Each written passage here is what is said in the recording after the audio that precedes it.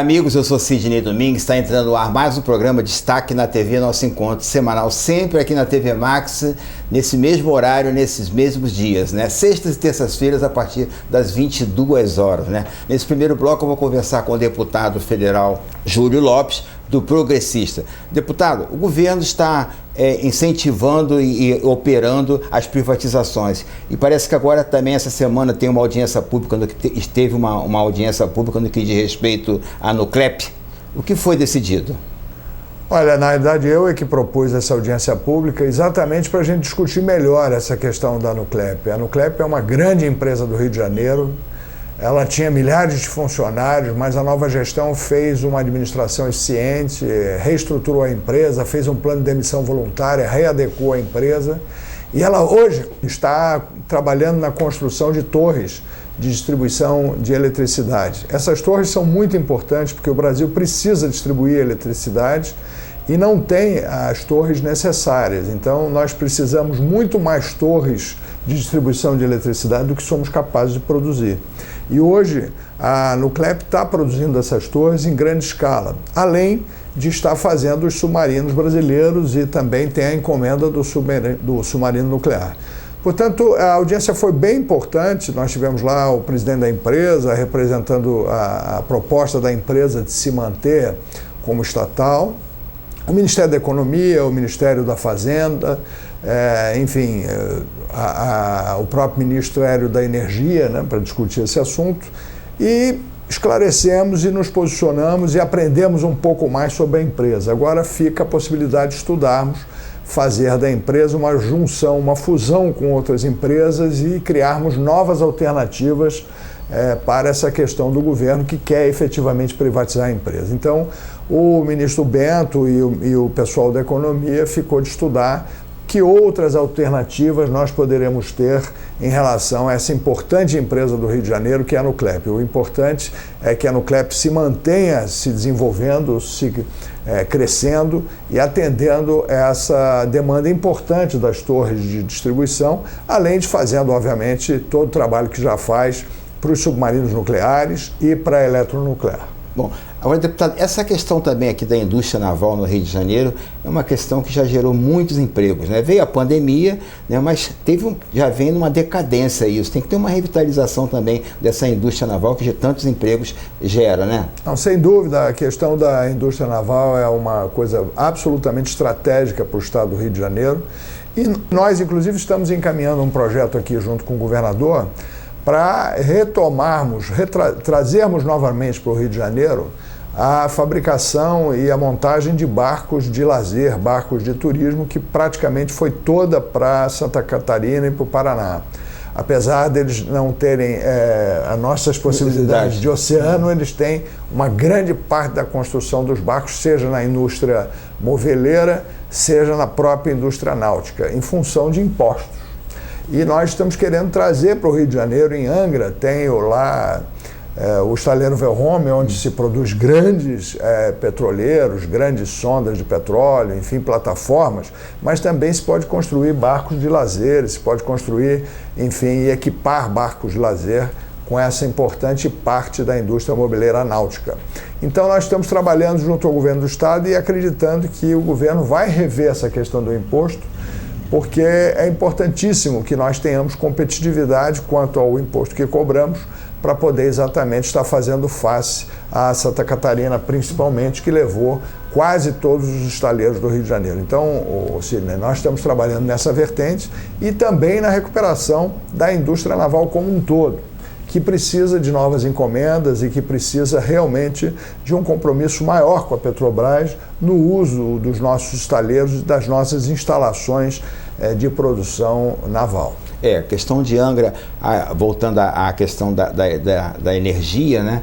Angra 3, né? Que nunca que sai, não é isso, né?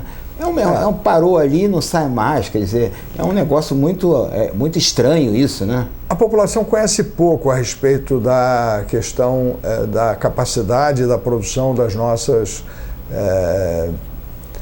usinas nucleares. Eu acho que isso é uma coisa importante dizer aqui, que as nossas usinas nucleares, elas performam a 110% do que foram projetadas para fazer. Poucas coisas no mundo e no Brasil funcionam melhor do que foram previstas. E uma das coisas que funciona melhor do que foi prevista é a usina nuclear de Angra 2 e 1. Elas hoje têm uma produção 110%, 115% daquilo que elas foram previstas para fazer, porque a água lá, enfim, é uma água mais morna e a indústria performa muito bem, inclusive acima da capacidade prevista, né, de contribuição para o sistema energético brasileiro.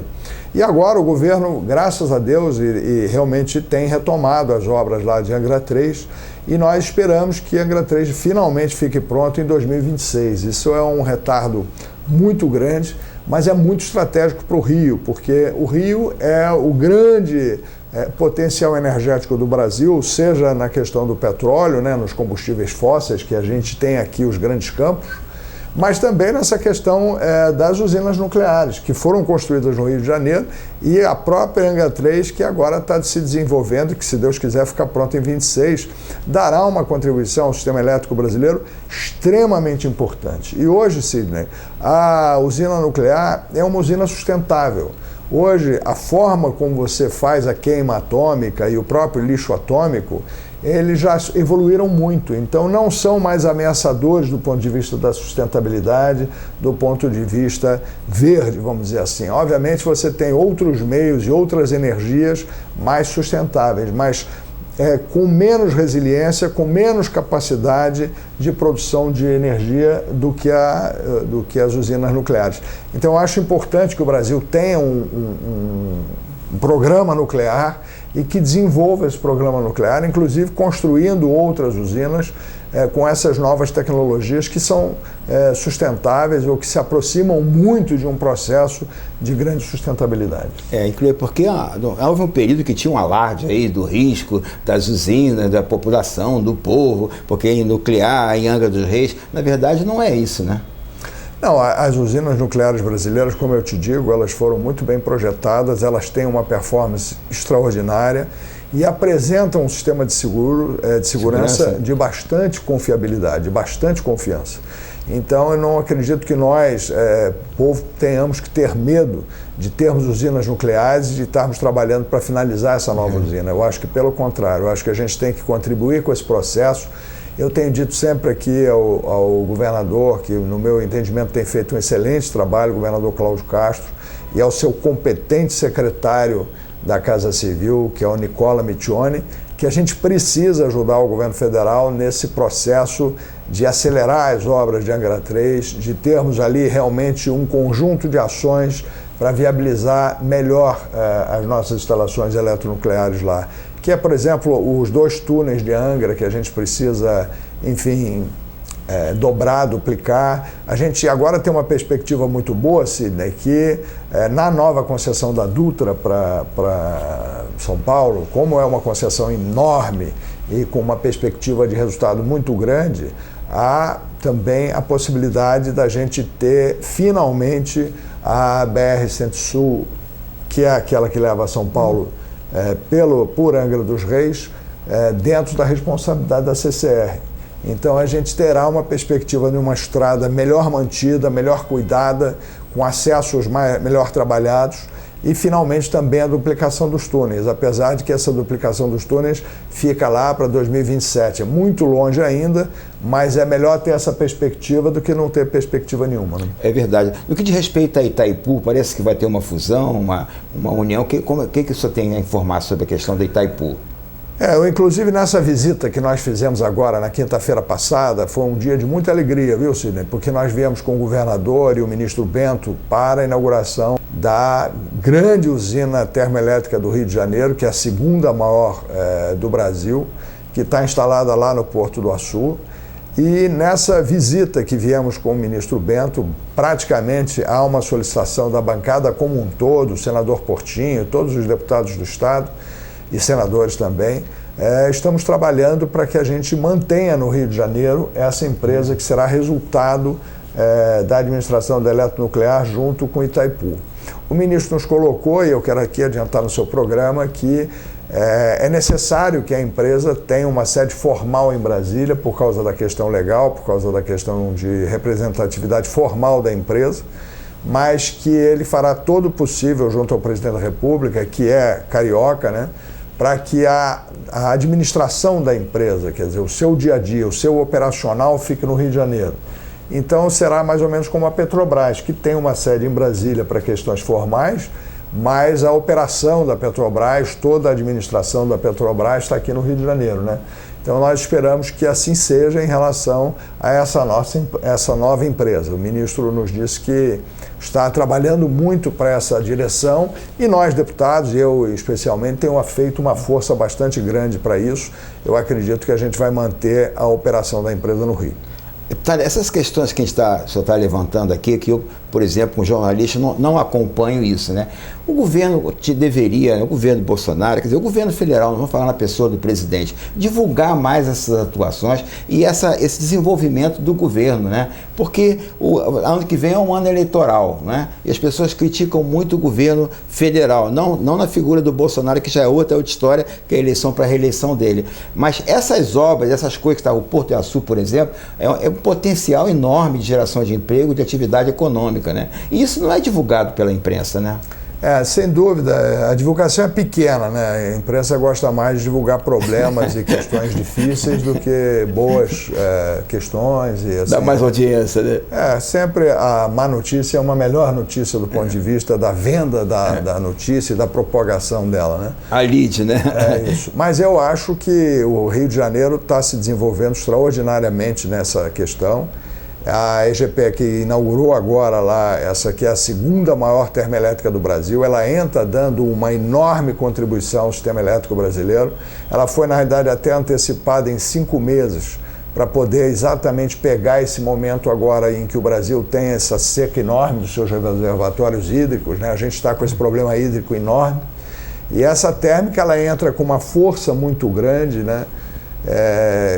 E ela traz uma contribuição ao sistema elétrico extraordinária. E agora nós vamos ter lá o lançamento da pedra fundamental dessa ampliação dessa EGPE lá, que ela vai a 3.000 megas, o que será realmente o maior complexo termoelétrico não só do Brasil, mas da América Latina também.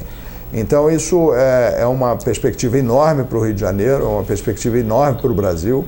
E lá no Porto Açu, ou seja, aqui em São João da Barra, no estado do Rio de Janeiro, nós vamos ter o maior complexo termoelétrico brasileiro, dando uma contribuição enorme ao sistema elétrico como um todo e ao estado, né? Então, essa notícia é uma notícia extraordinária. A gente vem da inauguração na semana passada, na quinta-feira, e essa pedra fundamental deverá ser colocada ainda esse ano.